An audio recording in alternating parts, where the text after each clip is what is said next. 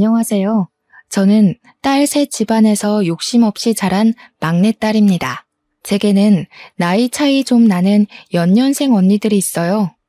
현재 저희는 다 결혼을 해서 각자의 가정을 꾸리고 있고 또 영영 등을 돌리게 된 사이이기도 하죠. 그래도 저희 가족은 다른 문제 있는 가족과 달리 나름 말썽 없이 잘 지내온 사이라고 생각했는데 사람 일은 정말로 모르는 거더라고요. 이미 각자 다른 가정이 생긴 시점에서 남보다도 못한 사이가 될 줄 누가 알았겠습니까?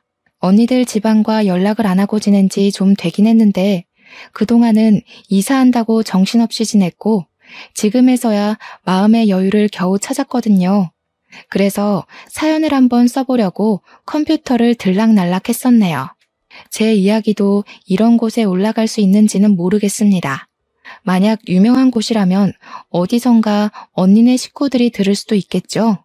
솔직히 제발 언니들 귀에 들어갔으면 좋겠다는 생각도 듭니다. 그렇다면 언니들도 자기네들이 그동안 어떤 사람으로 보였는지 깨우치고 반성할 테니까요. 반성할 거란 기대마저 제가 너무 많이 바라는 것일지도 모르겠네요. 지금부터 제가 하고자 하는 얘기를 들려드릴게요.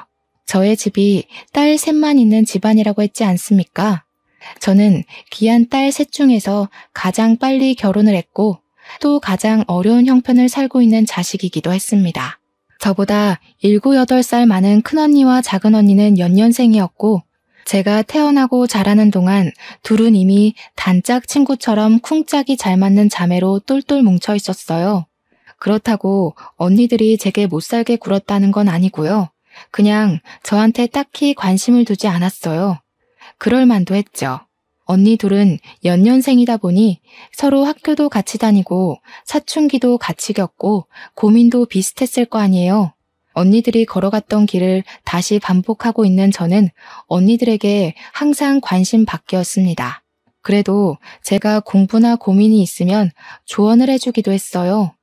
하지만 언니들과의 대화는 그 정도가 다였죠. 그럴 수밖에 없다는 걸 이해하기 때문에 저는 언니들에게 서운한 것도 딱히 없었습니다.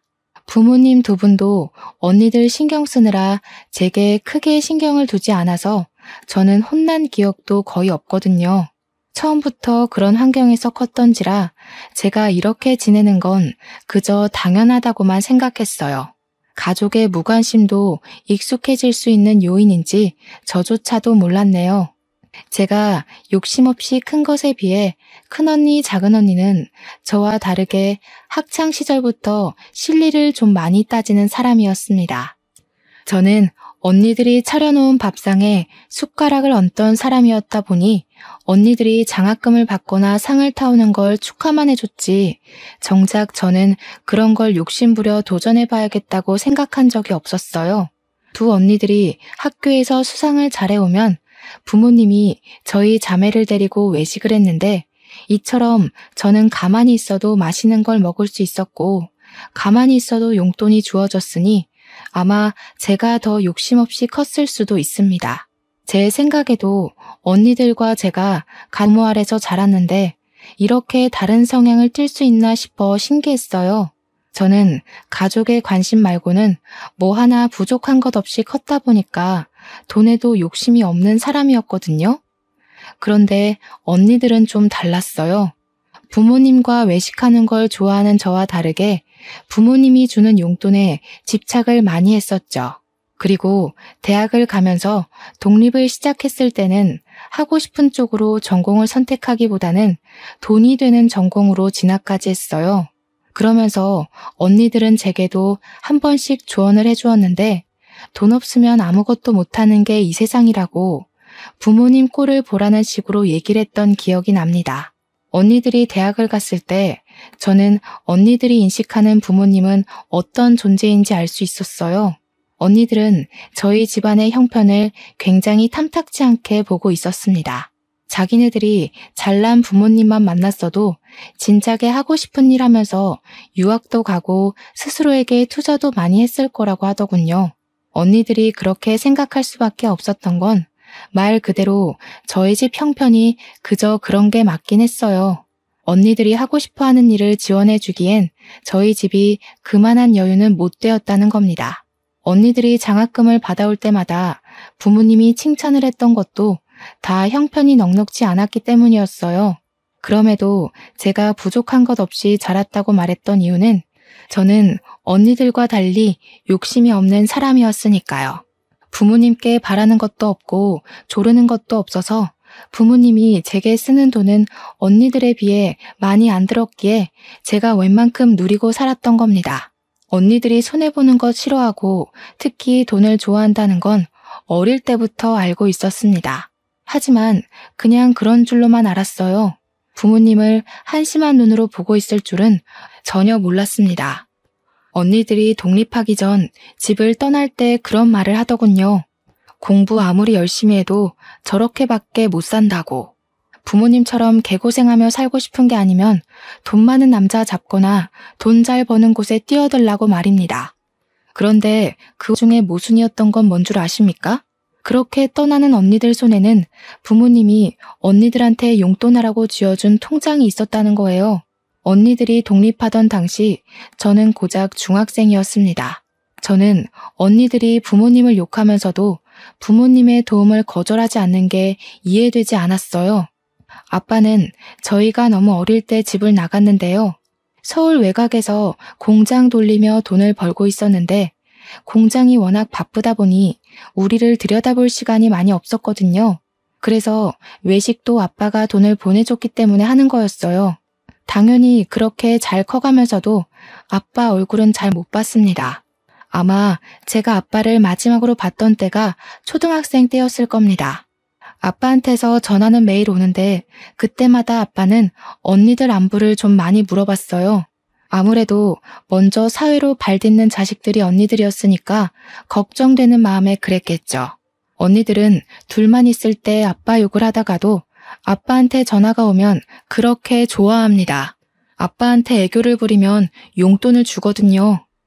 어쨌든 아빠가 저희에게 생활비를 꾸준히 보내주는 덕에 저희 자매는 저까지 포함해서 무사히 대학을 갈 수 있었던 거예요.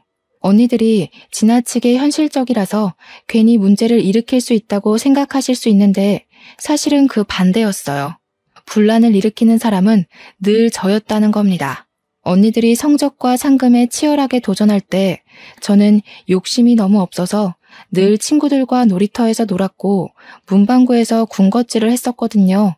그럼에도 엄마는 제가 건강하게 자라주는 것만으로도 충분하다고 그리 간섭을 크게 하지 않았고 그래서 제가 언니들과 달리 마음 편하게 성장했던 것도 있습니다. 그런데 너무 마음이 해이했기 때문일까요? 사회가 얼마나 무서운지도 모르고 제가 덜컥 임신을 해버렸지 뭡니까? 네, 사고 친 거였어요. 대학 들어가고 남자친구가 생겼는데 그만 술 먹고 실수를 해버린 거죠. 당시만 해도 언니들도 아직 결혼 안 하고 빠르게 승진하면서 커리어를 쌓고 있던 때였거든요. 그런데 뭣도 아닌 제가 대학 졸업도 안 한 학생 신분으로 큰 사고를 친 거였어요. 그 때문에 처음으로 저희 집안에선 저 때문에 떠들썩했습니다. 제가 공부 안 하는 철부지였다고는 하지만 그렇게 막 부모님 등골 빼먹을 정도로 일탈을 한 적은 없었거든요. 그냥 위태롭게 줄타기를 하고 있었을 뿐인데 결국 제 길을 제대로 시작해보기도 전에 그 줄에서 떨어져 버린 셈이 된 거였어요. 그땐 아빠까지 집으로 와서 엄마랑 둘이 저를 많이 혼냈습니다. 제가 부모님께 진심으로 혼나본 것 또한 그날이 처음이었네요. 당시 제가 능력도 안 되는 마당이었지만 그래도 아이는 지우고 싶지 않았어요. 남편도 같이 키우길 원했기에 저희는 어쩔 수 없이 갑작스럽게 결혼식을 올려야만 했습니다. 그래도 한편으로 좋았던 건 아빠를 오랜만에 만날 수 있었다는 거예요. 제가 엄마도 좋아하지만 아빠를 무척 그리워했거든요. 아빠가 공식적으론 언니들만 챙기긴 했어도 뒤에서 저를 많이 보살펴줬어요. 용돈보다는 먹는 걸 좋아하는 제게 아빠가 개인적으로 문자를 남겨서 치킨 쿠폰을 보내줬는데 저는 그게 너무 좋았습니다. 사실 치킨 쿠폰을 좋아했다기보단 저를 신경 써주는 아빠의 관심이 좋았던 건데 아빠한텐 제가 치킨에 환장하는 딸로 비쳤을 수도 있겠네요. 아빠는 유리 공장을 운영하는 사람이에요. 일 때문에 제 결혼식 날까지 조금 지각을 했었거든요. 깔끔한 정장을 입었음에도 공장 열 때문에 피부가 많이 꾀지지한 상태로 왔더라고요. 다들 처음에는 우리 아빠인지 몰라봐서 아빠가 신부 대기실을 기웃거리자 불편한 시선으로 힐끔거렸어요. 뒤늦게 알아본 저희 자매가 나서서 아빠를 반겼더니 그제야 사람들도 아빠를 대접해줬습니다. 아빠는 공장이 성공적으로 돌아가는지 축의금을 정말 거하게 줬어요. 그것뿐만 아니라 그날까지도 저희에게 용돈을 따로 크게 챙겨줬죠. 말론 그동안 못 챙겨준 용돈 한꺼번에 몰아주는 거라며 빼지 말라고 받으라 하더라고요. 저는 아빠 손을 잡고 결혼할 수 있다는 것만이 기뻤는데 언니들은 무엇보다 용돈에 기뻤나 봅니다. 받자마자 뒤돌아서 금액이 똑같이 들었는지 확인하더라고요. 아빠는 그걸 지켜보면서 그저 언니들을 귀엽게만 봤어요. 저는 언니들이 부모님을 어떻게 생각하는지 중학교 때부터 알았기 때문에 언니들이 용돈에만 혈안이 되어 있는 모습이 그리 마음에 들진 않았습니다. 그렇다고 어떻게 잔소리를 덧붙이진 못했어요. 저보다 한참 언니들이잖아요. 저보다 세월을 먼저 앞서간 사람들이니 어련히 잘해먹고 잘 살겠지 생각했죠. 그렇게 사고를 쳐서 일찍 결혼을 하게 되었지만 저는 정말 잘 살았습니다. 남편 되는 사람도 일반 회사에서 성실하게 일하는 사원이었는데 봉급이 높은 건 아니었지만 그래도 저희 부부는 서로 아껴 쓰며 친정집에 합가하여 잘 지냈어요. 딸을 낳고 나서는 아무래도 둘이 살던 것과 달라서 형편이 좀 쪼들렸는데 그나마 친정엄마가 있었기 때문에 먹고 사는 게 문제될 만큼은 아니었습니다. 이렇게 사는 게 고되긴 해도 서럽지 않았던 건 고나리질 않은 시부모가 없었기 때문인데요. 시부모님은 남편 어릴 때 일찍 돌아가셔서 남편은 친척집에서 컸다고 했습니다. 저보다 남편이 더 결혼을 하고 싶어 했는데 그 이유는 남편 말로는 결혼을 하면 친척집에서 완전히 독립할 수 있었고 그립던 가족이 돌아온 것 같다고 했어요. 아마 한량으로 살던 제 마음을 단단하게 붙잡아준 사람이 남편이 아닌가 싶어요. 부모님이랑 언니들도 저에게 이렇게까지 가정에 대한 책임감을 갖도록 만들어주진 못했는데 남편의 진심을 통해서 저는 아이와 남편에게 최선을 다하는 가족이 될 거라고 다짐했거든요. 그래서 남편만 벌이를 해오는 것이 마음 불편했어요. 아무래도 애를 키우려면 남편 혼자서 경제 부담하는 건 힘들 테니 저도 일을 하고 싶더라고요. 하지만 문제가 뭔지 다들 아시죠? 아이를 봐줄 사람이 필요하다는 거요. 친정엄마한테 감히 부탁하기 미안해서 며칠간 좋은 방법만을 고민하고 있던 차였어요. 아무래도 제 얼굴에서 티가 났나 보더라고요. 친정엄마가 제 고민을 알고 저더러 일 나가봐도 된다고 흔쾌히 제안해 주었습니다. 엄마가 딸 셋을 키운 사람이야. 손녀 하나 보는 거 힘들겠어? 초보 엄마인 너보다는 그래도 이 엄마가 경력자인데 잘 봐도 내가 잘 보지.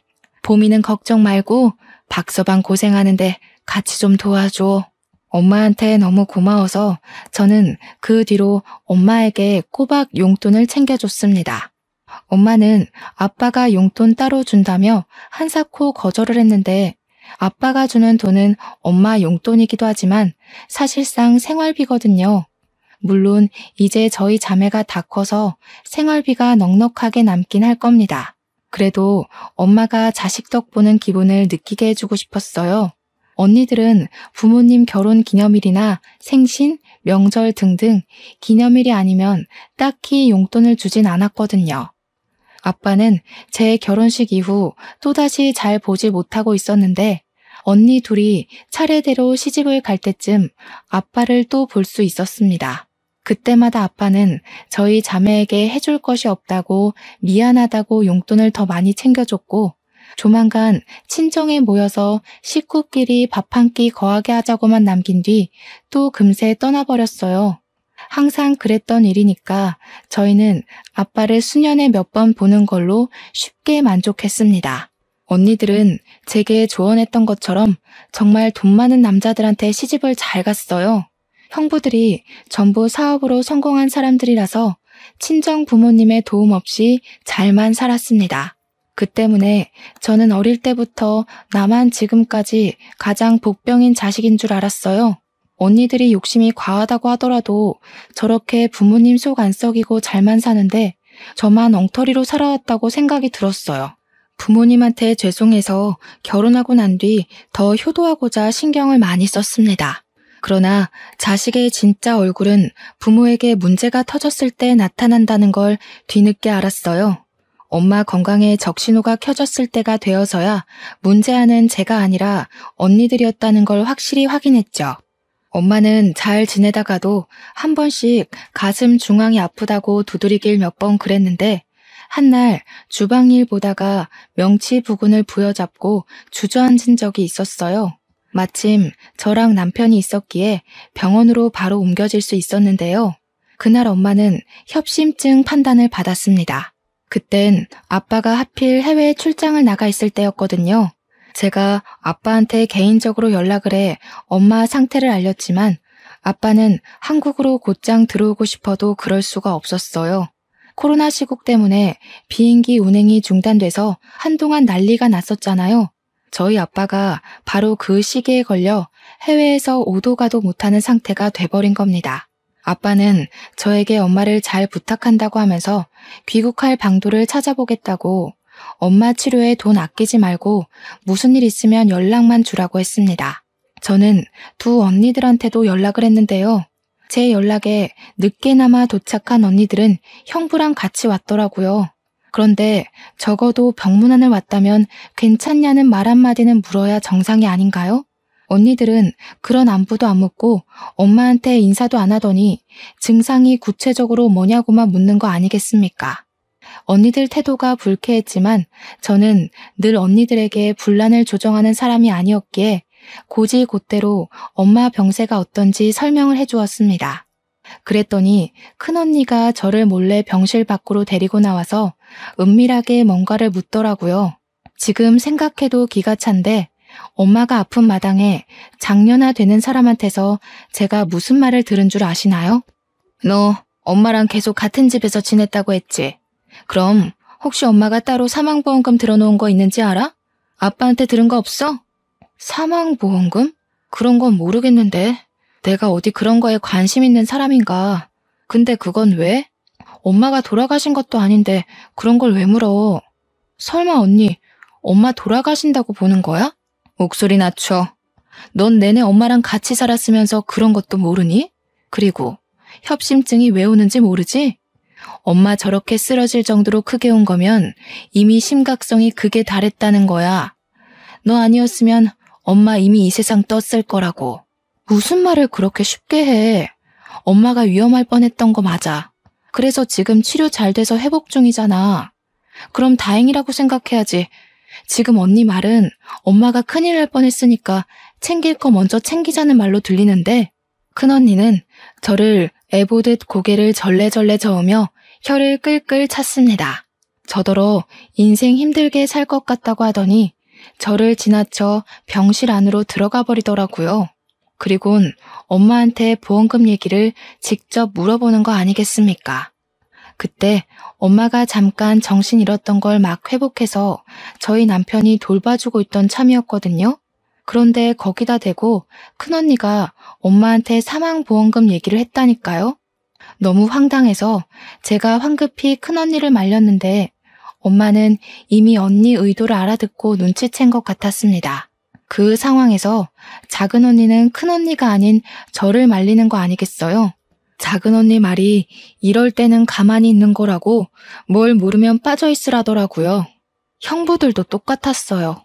남편과 제가 상대적으로 어린 편에 속하니까 다들 저희들을 무시하는 경향까지 있었습니다.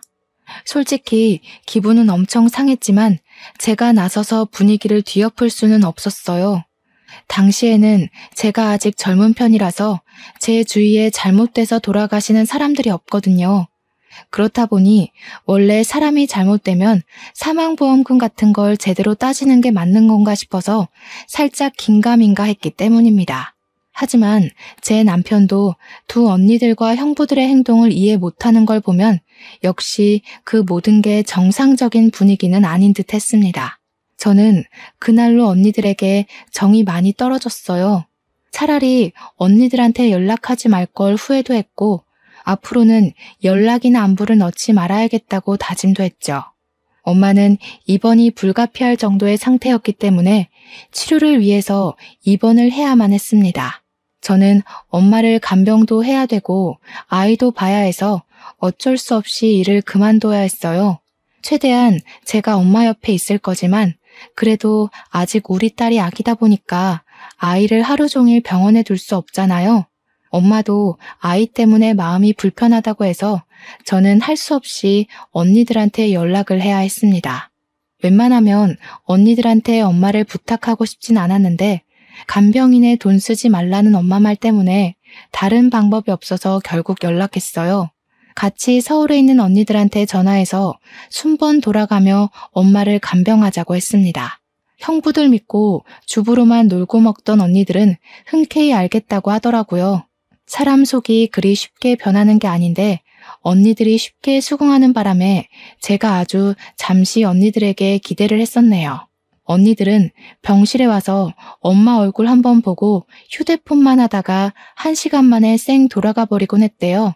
이 사실도 엄마가 얼렁뚱땅 말해줘서 심증만 있었는데 우연찮게 제가 병실 들릴 일이 있어서 갔다가 직접 언니들의 나태를 목격했습니다.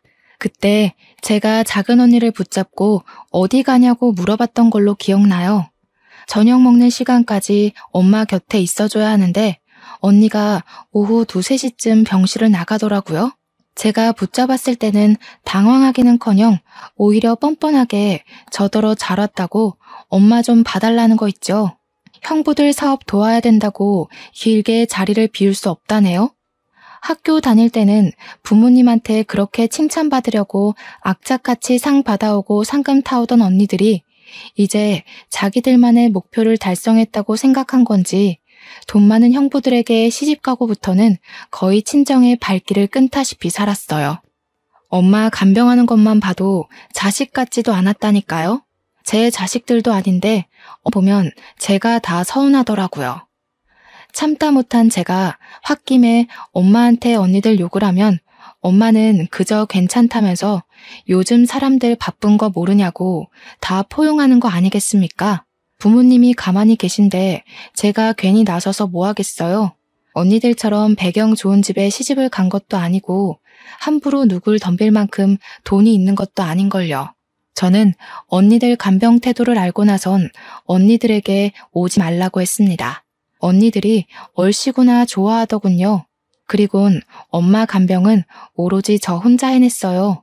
남편 퇴근할 때까지만 제가 아이를 보고 있다가 남편이 오면 병원에 들려 아이를 데려가는 걸로 했습니다. 그렇게 저는 밤늦게까지 엄마 옆에 있다가 아침 일찍 다시 병원으로 출근을 하길 반복했어요. 언니들이 가끔 엄마 어떠냐고 문자가 왔는데 언니들한테 여전히 화가 났지만 그 분을 삭히면서 최대한 엄마 앞에서는 괜찮은 척을 했습니다. 그렇게 1달 정도가 지났을 겁니다. 병원 치료 덕분에 회복이 빨리 되고 있는 줄 알았던 엄마는 급작스레 찾아온 가슴 통증을 호소하다가 급하게 수술실로 실려갔어요. 하필 새벽이었던지라 저와 남편이 자다 일어나서 애를 안고 병원을 뛰어갔었거든요. 그런데 그게 엄마와의 마지막 모습이 될 줄은 꿈에도 몰랐어요. 저에겐 살아온 인생들 중 가장 힘들었던 날이기도 했고 최대의 고비였다고도 말할 수 있어요. 그때만 해도 아빠는 당연히 코로나 때문에 한국에 오질 못하는 상황이었습니다. 아빠한테 이 사실을 어떻게 알려야 하나 그것도 저에겐 곤욕이었어요. 그렇게 갑자기 이별을 하게 될 줄 알았다면 엄마 옆에서 살걸. 엄마 옆에 붙어서 떨어지지 말걸. 모든 게 후회되고 그저 저 때문에 엄마가 돌아가신 것 같아서 괴로웠습니다. 엄마의 마지막 웃는 모습이 자꾸 마음속에 아른거려서 한동안 쉽게 일어나질 못했어요. 제 아이도 제대로 살피지 못했을 정도로 빈소에서 내내 무너져 있는데 이 상황에서 제 심기에 거슬렸던 건 역시나 제 친언니들이었습니다. 언니들 둘은 엄마가 돌아가셨는데도 눈물 한 방울 흘리지 않더군요. 제가 전화를 할 정신이 없어서 남편이 언니들한테 연락을 했었는데 남편 말로는 언니들이 놀라는 기색은 있었지만 금세 그럴 것 같았다는 반응이었대요. 그 소리를 전해 듣는데 무척 화가 나더라고요. 심지어 언니들이 조무객 드릴 떡을 먹으며 떠들다가 엄마 사진 앞에 앉아있는 저한테까지 와서 엉뚱한 소리를 해댔습니다. 지금 너 살고 있는 집 명의 엄마 거 맞니? 내가 사망보험금은 따로 알아봤는데 수익자가 아빠 이름으로 돼 있더라고. 왜 그렇게 해놨는지 몰라. 다른 집 부모님들은 항상 자식 생각 먼저라던데. 우리 부모님은 돈에 대해선 꽁꽁 숨기려 해서 탈이야. 엄마가 돌아가신 날이었습니다. 눈앞에는 엄마가 웃고 있는 영정사진이 있었고요. 그 앞에서 울고 있는 제게 이런 말을 해대는 언니들을 이해할 수 있으신가요? 어떻게 친자식이라는 사람들이 엄마가 돌아가셨는데 재산만 따질 수가 있죠? 그때부턴 언니들에게 화가 나는 걸 떠나서 언니들이 정말 사람처럼 안 보이더라고요. 그날은 매번 가정불화를 피했던 제가 난생 처음으로 언니들한테 대든 날이기도 했습니다. 지금 모르는 사람이 돌아가셨어? 우리 엄마가 돌아가신 거야. 이 상황에 재산 얘기가 하고 싶어. 난 그래도 언니들이 때와 장소는 가릴 거라 생각했어. 친자식이라는 사람들이 어떻게 엄마 앞에서 그런 말을 할 수가 있어? 얘가 아직 어려서 뭘 모르네. 엄마 협심증 위험 단계였어. 어차피 돌아가실 거였다고. 뻔히 정해져 있는 미래에 희망을 걸긴 왜 걸어? 진작에 마음 정리 다 했어야지. 넌 네가 엄마 간병했다고 생각하지? 웃기는 소리 마.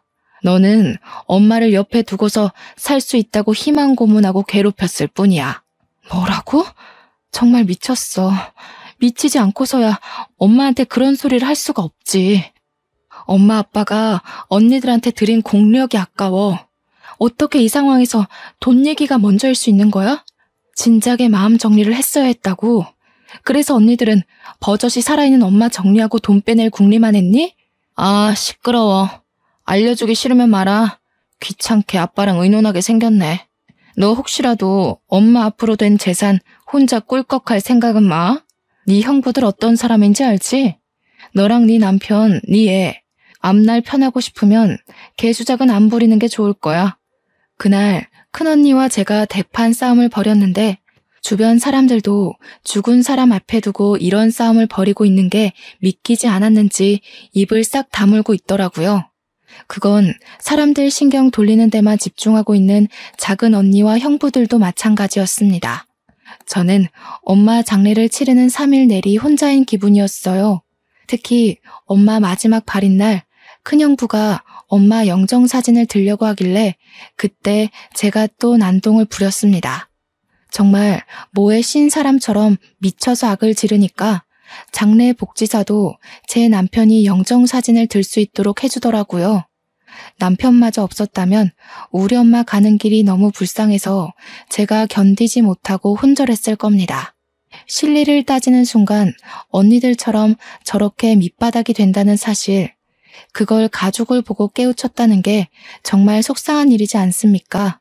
그 길로 저는 친언니들을 제 삶에서 완전히 배제했습니다.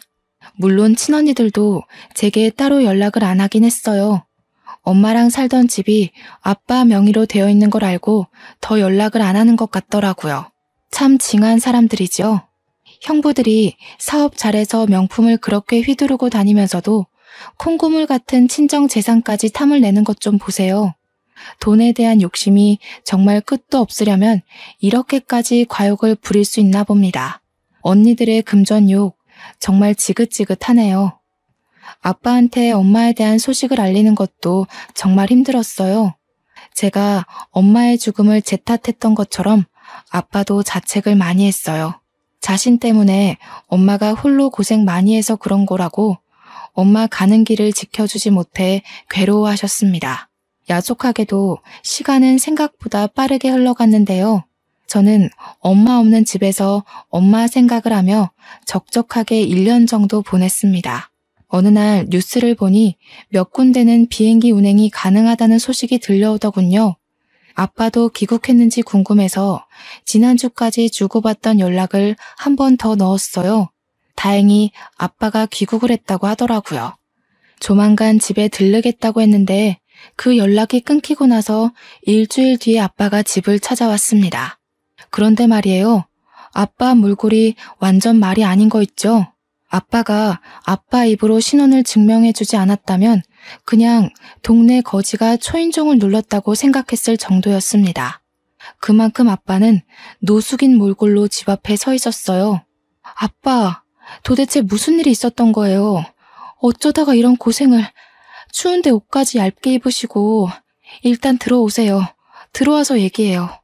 시기가 겨울이었는데 저희 동네가 유독 바람이 많이 도는 곳이라서 더 추웠거든요.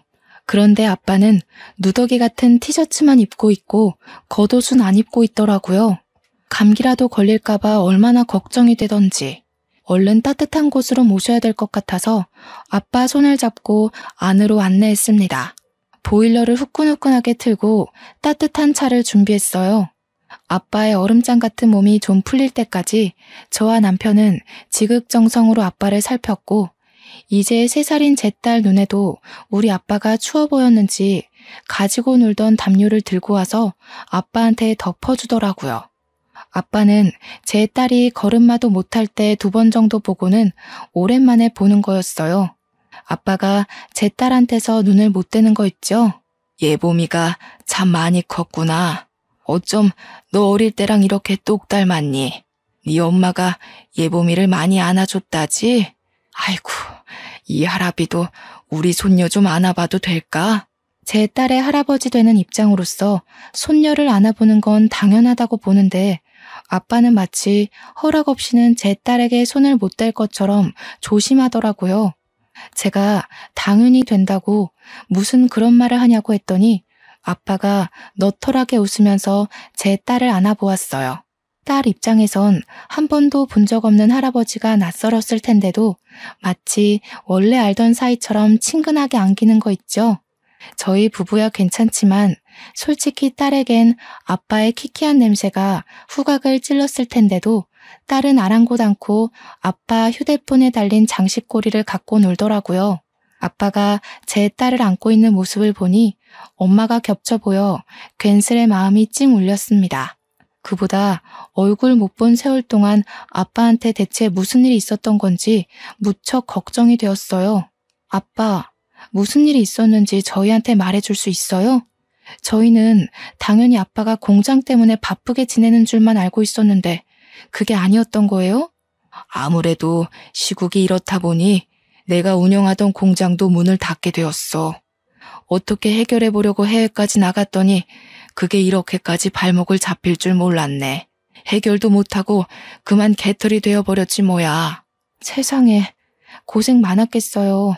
아빠가 그렇게 고생하고 계시는 줄도 모르고 저희는 저희 사느라 바빴네요.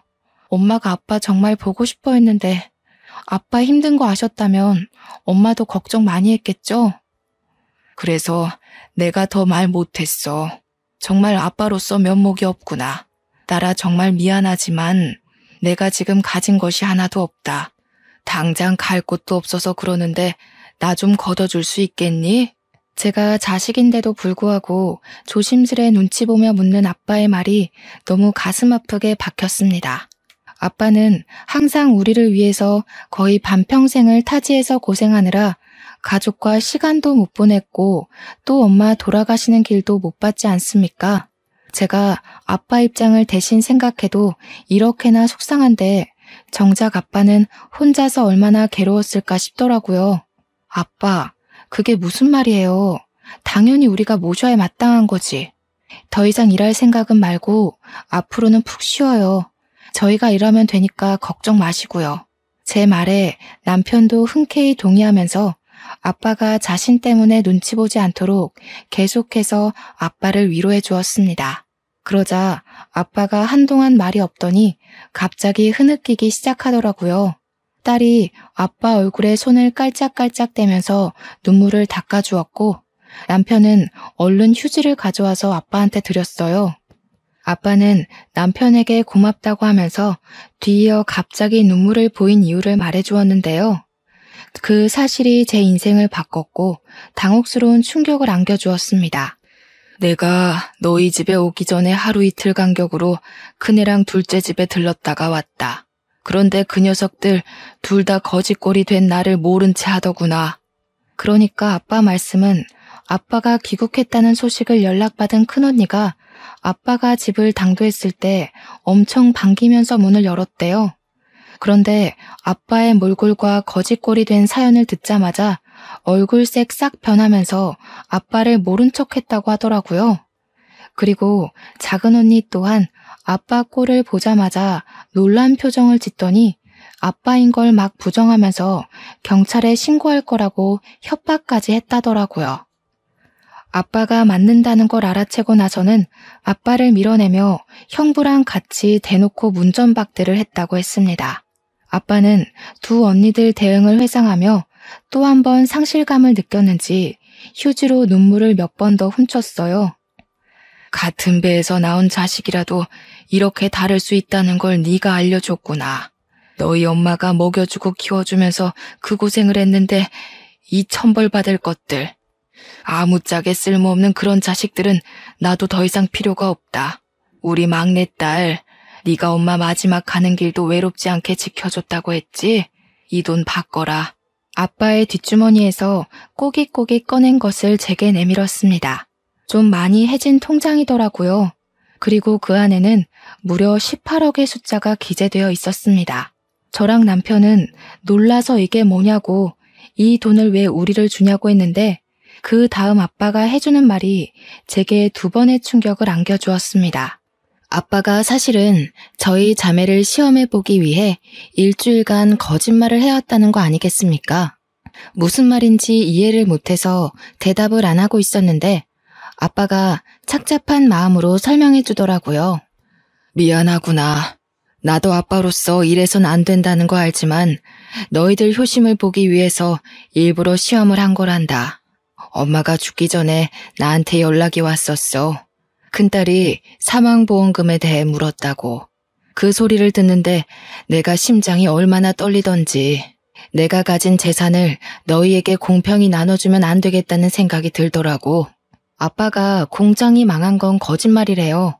해외로 출장을 갔던 건 공장을 살려보기 위해 도움을 청하러 간 것이 아니라 공장이 잘 돼서 해외로 확장이 되었기 때문이라고 했어요. 단순히 우리 자매의 인간성을 시험하기 위해 일부러 거짓 분장을 하고 나타난 거라고 했습니다. 엄마가 아빠한테 큰언니 말을 전하면서 아빠 또한 큰언니와 작은언니의 욕심을 어느 정도 예측하고 있었다고 하더군요. 그 말은 엄마도 말만 안 했지 큰언니, 작은언니가 잘못된 길로 빠지는 걸 알고 있었던 듯 싶습니다. 아빠와 엄마는 서로 공유 안 하는 얘기가 없을 만큼 애틋한 사이였으니까요. 아빠는 그래도 친자식이니까 마지막 기회를 주고자 큰언니, 작은언니에게 거짓꼴을 보였던 건데 언니들이 돈 한 푼 없는 자신을 내팽겨치는 걸 보고 그만 언니들에게 정까지 뗐다고 했습니다. 그리고 사실은 저에게 제일 기대를 안 했다고 했어요. 제가 잘 못 살고 있다는 걸 아빠가 알고 있었다고 하더라고요. 아마 엄마가 저희 부부와 같이 살면서 저희 부부 형편을 아빠한테 공유했겠죠. 그래서 아빠는 형편 힘든 저에겐 시험을 해보지 않으려고 했대요. 그럼에도 저희 집에 거짓꼴로 나타났던 이유는 어디 들리지를 못해서 그대로 저희 집을 찾았던 거래요. 근데 제가 아빠를 보자마자 보인 행동이 언니들처럼 차가운 응대가 아니라서 놀랐다더군요. 오히려 제가 자신의 더러운 손을 붙잡아주는 바람에 저에게도 슬쩍 시험을 해봤다고 했습니다. 제가 어려운 형편임에도 아빠의 신세를 기꺼이 받아준 것에 아빠가 감동을 해서 온 거라고 했어요. 그러면서 하는 말이 아빠가 모든 재산을 저에게 상속하겠대요. 제게 현금으로 준 18억 외에 공장 지분과 아파트, 그리고 다른 부동산 소유물까지 모두 저한테 주겠다고 했고 변호사까지 선임해서 유언장을 써놓을 예정이라 했습니다. 도대체 이게 무슨 일인지 너무 얼떨떨해서 아무 말도 못하고 있다가 일단은 아빠가 씻고 식사를 하는 게 좋을 것 같아서 남편이 나가서 소고기를 좀 사오고 저는 아빠의 목욕물을 받았습니다. 그날로 아빠는 우리랑 함께 지내게 되었어요. 아빠가 이제 공장에는 대신 관리해주는 부대표가 있어서 자신이 굳이 매일 방문 안 해도 된다고 하더라고요. 그래서 아빠는 주말에만 공장에 가보고 평일에는 우리 딸 어린이집 등 하원을 직접 맡아주시고 딸이랑 놀이터 데이트하면서 그동안 못 즐긴 여가 시간을 보냈어요. 저희는 이사를 가지도 않았습니다. 굳이 필요성을 못 느꼈어요. 아빠까지 내 식구 살기에 그 아파트가 좁은 게 아니었거든요. 웬만하면 엄마의 흔적이 묻어있는 이 집을 떠나고 싶지 않았어요.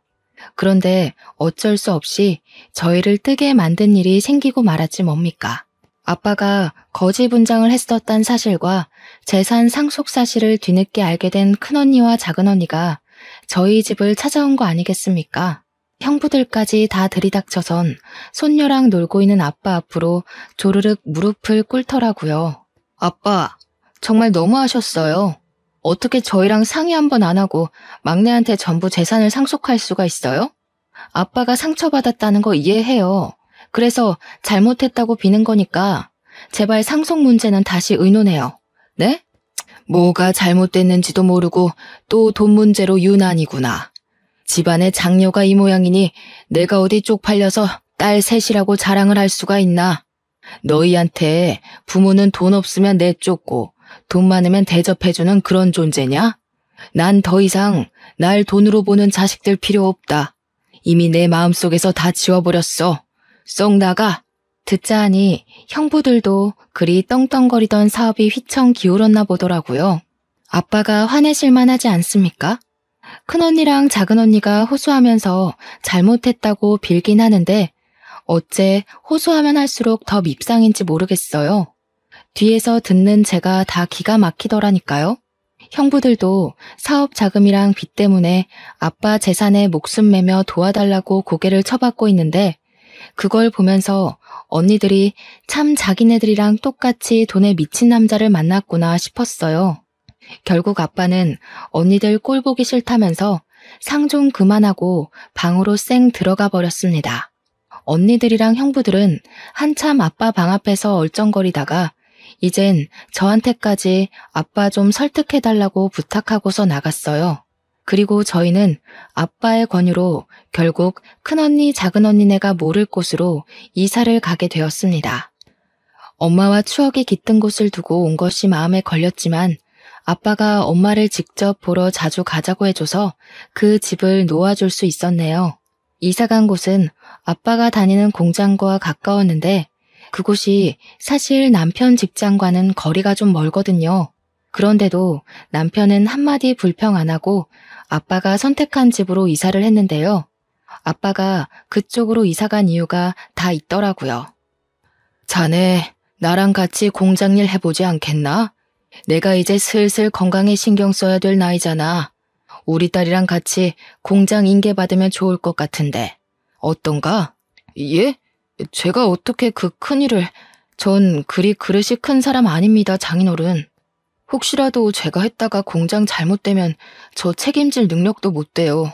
처음엔 남편이 공장 규모에 놀라서 대표 인계를 마다했는데 아빠가 성실함만 갖추고 있다면 누구나 할 수 있는 일이라고. 아빠가 본 사람들 중 제 남편이 제일 성실하다면서 용기를 주어서 그 제안을 받게 되었습니다. 남편은 아빠한테 너무 감사하다고 눈물을 흘렸어요. 현재 남편은 아빠와 같이 공장으로 출퇴근하면서 인수인계 받는 중입니다. 아빠는 정말 남편한테 공장 대표를 온전히 떠맡길 생각으로 정말 꼼꼼하게 가르치고 있어요. 남편이 힘든 내색 안 하고 잘 따라주는 게 얼마나 자랑스러운지 모릅니다. 저는 딸이 좀 더 크면 뒤이어 배워볼 생각이에요. 아마 이대로라면 자식이 2명, 3명 있더라도 무리 없이 키울 수 있을 여건이 될 것 같아요. 이게 다 저의 위대한 아빠 덕분이겠죠. 저희 자매 중 가장 가난했던 제가 한순간에 대박 부자가 된 셈이니 정말 남부럽지 않게 아이를 키워볼 생각입니다. 아빠도 손녀가 못하는 것 없이 다 누리며 크길 바라시더라고요. 그러면서 저보고도 과거에 형편 어려워서 못 해봤던 것들 다 해보라고 꼬박 용돈도 주시는 거 있죠. 모든 게 행복하고 좋은데 이런 자리에 엄마가 함께 있었다면 더 좋았겠다 싶어 아쉽지 뭐예요. 엄마도 하늘 위에서 저희처럼 마음 편히 즐기고 계실 거라 믿습니다. 그리고 언니들이랑 형부는 제가 몰라 그 동네 찾아가서 소식을 들었는데 아파트 살 능력이 못 돼서 어디로 이사를 간 것 같더라. 언니네 집 둘 다 우편함에는 밀린 관리비가 잔뜩 쌓여 있었어요. 그리고 작은 언니 우편함에는 상간녀 소송장까지 날라와 있었습니다. 아무래도 작은 형부가 망했다 보니 작은 언니가 다른 방편으로 불륜을 저질렀나 봐요. 정말 끝도 없는 밑바닥이네요. 아빠 말대로 저희가 같은 엄마 배에서 나온 게 맞나 싶습니다. 그나마 가족이기 때문에 이만큼 관계를 끌고 왔던 거지 남이었다면 애초에 얼굴조차 마주할 일 없었을 사람이에요. 앞으로라도 길 가다가 마주치는 일 없었으면 좋겠습니다. 제 이야기는 여기까지예요. 가족인데도 불구하고 참 답 없는 사람들이죠. 남도 아니고 가족이 이런 꼴이면 진짜 많이 힘든 것 같아요. 청취자분들 주위에는 이런 위험한 인물들이 없었으면 좋겠네요. 그만 인사드리겠습니다. 들어주셔서 감사해요.